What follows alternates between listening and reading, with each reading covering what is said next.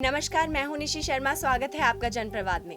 आगामी 25 नवंबर को होने वाले इंटरनेशनल एयरपोर्ट का प्रधानमंत्री द्वारा होने वाले शिलान्यास के चलते उत्तर प्रदेश के मुख्यमंत्री योगी आदित्यनाथ जेवर एयरपोर्ट के कार्यक्रम स्थल की सुरक्षा व व्यवस्था का जायजा लेने पहुंचे, जहां पर मीडिया से रूबरू होकर उन्होंने जहां एक तरफ उत्तर प्रदेश सरकार के कार्यों का बखान किया, वहीं प्रधानमंत्री नरेंद्र मोदी का आभार भी व्यक्त किया।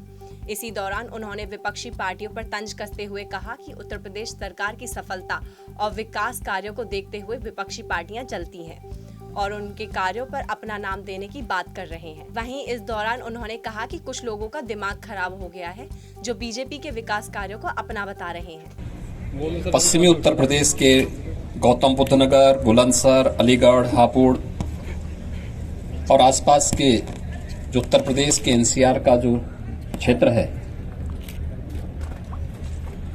इसके लिए एक बहुत महत्वपूर्ण अवसर आ रहा है जब नोएडा इंटरनेशनल एयरपोर्ट जेवर के कार्य शुभारंभ के लिए आदरणीय प्रधानमंत्री जी का आगमन यहाँ पर होने जा रहा है। पिछले 30-35 वर्षों से ये मांग हो रही थी, यहाँ पर एयरपोर्ट आएगा या अन्य कोई इस प्रकार के संभावनाएं बनेंगे, लेकिन वह वास्तविक धरातल पर उतारने के लिए जिस राजनीतिक इच्छा शक्ति की आवश्यकता होनी चाहिए थी, उसके अभाव में वो कार्यक्रम आगे नहीं बढ़ पाया। हम आभारी हैं आदरणीय प्रधानमंत्री जी के और भारत सरकार के, जिनके मार्गदर्शन और प्रेरणा से उत्तर प्रदेश सरकार ने 2017 में आने के तत्काल बाद ये निर्णय लिया कि हम लोग उत्तर प्रदेश में जेवर क्षेत्र में एशिया के सबसे बड़े एयरपोर्ट का निर्माण करेंगे। इसमें प्रथम फेज में 10,000 करोड़ रुपए का निवेश यहां पर संभावित है और पूरा एयरपोर्ट नोएडा इंटरनेशनल एयरपोर्ट के निर्माण के साथ इसमें लगभग 34 से लेकर 35,000 करोड़ रुपए का निवेश अकेले इस एयरपोर्ट पर होगा और 1 लाख से अधिक लोगों को नौकरी और रोजगार यहां पर उपलब्ध होंगे। इसके साथ ढेर सारी अन्य संभावनाएं यहां पर बनेंगी। एमआरओ के साथ ही यहीं पर हम लोग यमुना अथॉरिटी में ये जो एयरपोर्ट है, हमारा ज्वाइंट वेंचर है नोएडा, ग्रेटर नोएडा और यमुना अथॉरिटी। तक उत्तर प्रदेश के अंदर केवल 2 एयरपोर्ट फंक्शनल थे।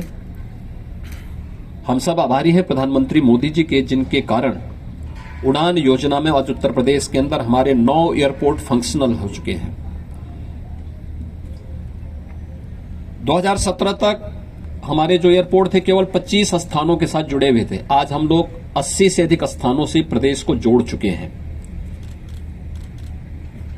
11 एयरपोर्ट पर हम वर्तमान में कार्य कर रहे हैं, जो नए एयरपोर्ट बन रहे हैं, उन क्षेत्रों में भी बन रहे हैं जहां कोई कल्पना ही नहीं करता था। बिंदु क्षेत्र में, सोनभद्र के पास, चित्रकूट में, ललितपुर में, आजमगढ़ में, श्रावस्ती में, अलीगढ़, सहारनपुर, मेरठ, मुरादाबाद में एयरपोर्ट के निर्माण का कार्य अंतिम चरणों में चल रहा है। यानी उन सभी क्षेत्रों को आच्छादित किया जा रहा है जो पहले जहां एयर कनेक्टिविटी के बारे में लोग सोचते भी नहीं थे। ये पिछले 4-5 वर्षों के अंदर ये चीजें तेजी के साथ आगे बढ़ी हैं। एक सकारात्मक सोच के साथ, एक ईमानदार सोच के साथ जब सरकार कार्य करती है तो दमदार परिणाम इसी प्रकार से आते हैं। और मुझे प्रसन्नता है कि इस एयरपोर्ट के शिलान्यास और शुभारंभ कार्यक्रम की याद आप सबको रहे, क्योंकि नहीं तो उत्तर प्रदेश में अब एक समस्या ये भी आई है कि अकल से पैदल कुछ लोग ऐसे हो चुके हैं जो लोग किसी भी प्रोजेक्ट के साथ जब लोकार्पण की बात आती तो कहते साहब हमने भी सोचा था इसको करने के लिए। तो मुझे लगता है कि उनकी सोच को बताने की आवश्यकता है कि कब शिलान्यास हुआ है और कब कार्य हुए हैं, कार्य की प्रोग्रेस क्या थी और कार्य के प्रोजेक्ट को समयबद्ध ढंग से आगे बढ़ा करके कब सरकार ने इसे पूरा किया है, इस दृष्टि से भी ये बहुत महत्वपूर्ण होता है। इसलिए ये भी चीजें हम आप सबको सामने मुझे रखना था।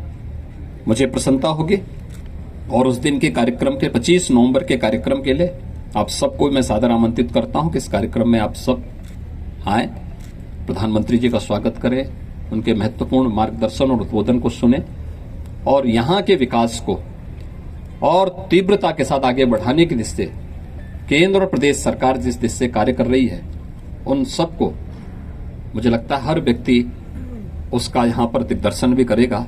धन्यवाद जी। खबरों का सिलसिला जारी रहेगा, देखते रहिए जनप्रवाद। नमस्कार।